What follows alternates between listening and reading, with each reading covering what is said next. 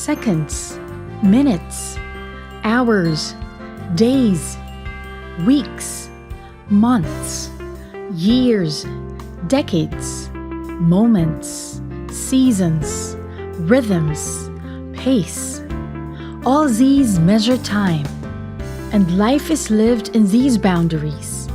But in today's world, people seem to have no time. Everything goes by in a rush, in a blur, at a frenetic rate. So pressure supersedes purpose. It's time to get the tempo right, to harmonize with time and nature.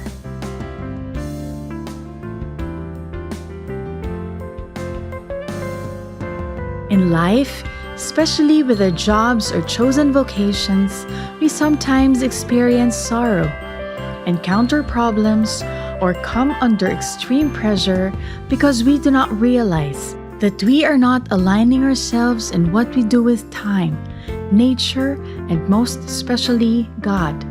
If we decide to cooperate with these three major forces of energy, time, nature, and God, they will also cooperate with us. In performing a task, worry means thinking more and doing nothing. Concern means doing more, thinking less. And problem means talking more, thinking less, and doing nothing. It is all right to be concerned with things and people, but do not worry about them. Time is a human creation. We make and create time to suit our needs and wants. Time is not our master. We are the masters of time. We may subscribe to time management, but we must also practice mastery of time. We all have the tendency to force things before their time, and we all know that we cannot do it without facing the consequences, which normally come in the form of pressure. Time has its own seasons and reasons, and there is great magic in understanding the mystery of time, and its mastery too.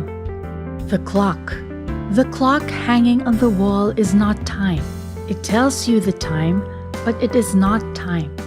Likewise, the thing wrapped on your wrist is also not time. It is a timepiece. It is there for you to watch time.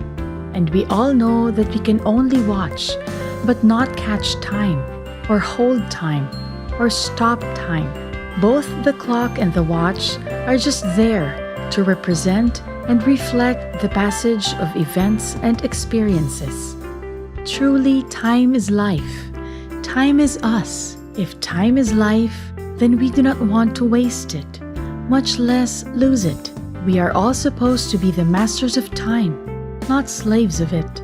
We cannot go against time without suffering the consequences of our decision to go against it. The first physical manifestation of going against time is pressure. Remember, there is no pleasure in pressure. God-centeredness. We must strive to be self-conscious and God-centered, not system, organization, or leader-oriented.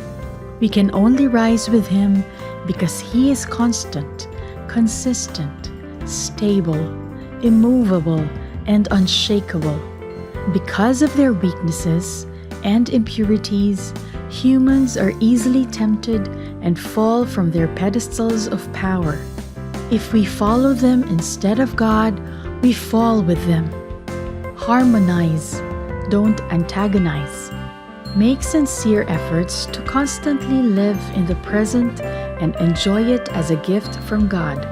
Savor the blessings of here and now. We cannot go against time, nature, and God without suffering the consequences of our actions.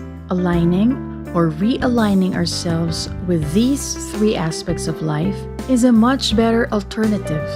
And if these amazing forces of energy align with you, that's what you call real magic. We can decide not to be pressured in our jobs and in our lives in general. To relax and be at peace with ourselves is a decision we have to make at all times, at all costs. Those are not even options being offered by our employers and by this pressure-laden world. Pressures and pleasures are both part of the dualities of life. It always remains to be our choice to live a longer and a more pleasurable life.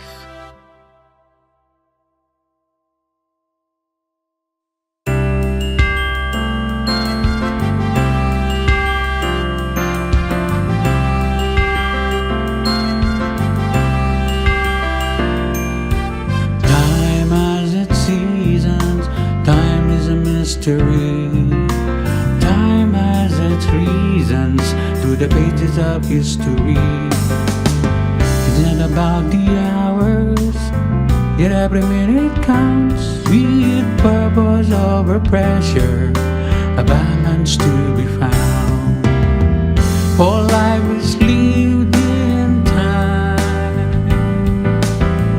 and time is lived in life, in waiting and growing, enjoying the becoming. Time is life.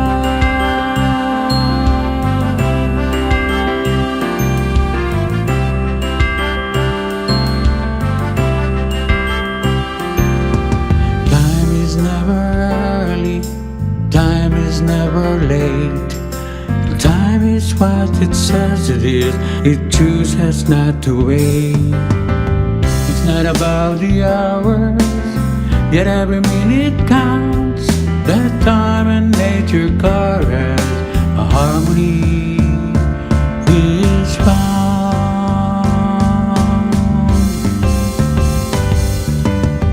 For life is living time,